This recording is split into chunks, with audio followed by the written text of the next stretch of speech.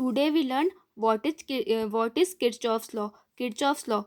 In 1842, scientist Kirchhoff propounded the following two laws to find the current distribution in different conductors in a complicated electric circuit. सन 1842 में वैज्ञानिक Kirchhoff ने दो नियमों का प्रतिपादन किया जो कि किसी जटिल विद्युत परिपथ के विभिन्न चालकों में विद्युत के वितरण के बारे में जानने के लिए था। तो इसका जो किरचॉफ का फर्स्ट लॉ है वो क्या कहता है? The algebraic sum of all electric currents meeting at each junction of an electric circuit is zero mathematically at any junction summation I is equal to zero.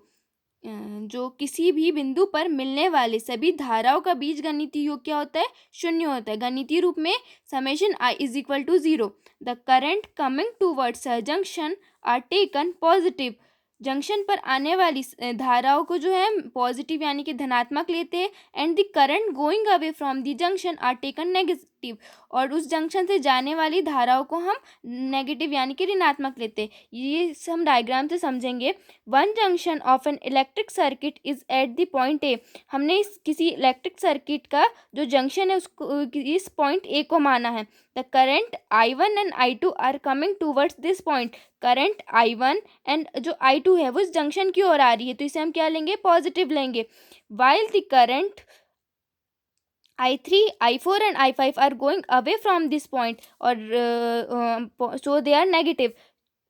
तो ये इस पॉइंट से जो करंट I1 मतलब I3, I4 और I5 दूर जा रही है इसीलिए हम इसे नेगेटिव लेते हैं। तो हम इसी में समझेंगे कि किसी भी जंक्शन पर जो धारा आती है मतलब जो विद्युत आता है उसको हम पॉजिटिव लेते हैं और जो इस जंक्शन से बाहर दूर जाता है उसे हम नेगेटिव लेते हैं।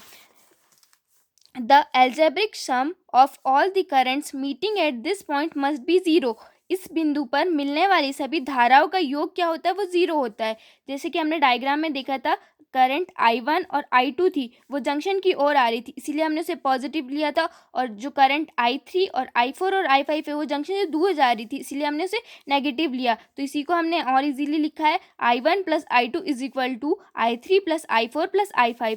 Thus the sum of all currents coming towards the junction must be equal to the sum of all currents going away from the junction। इसका मतलब है कि उस बिंदु पर आने वाली सभी धाराओं का योग उस बिंदु से जाने वाली सभी धाराओं के योग के बराबर होता है। In the other words, when a steady current flows in a circuit at any junction of the circuit, neither charge gets accumulated nor the charge gets displaced from there।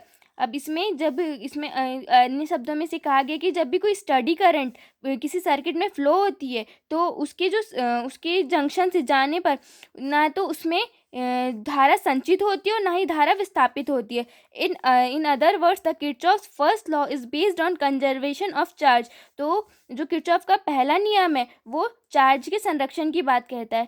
Thank you.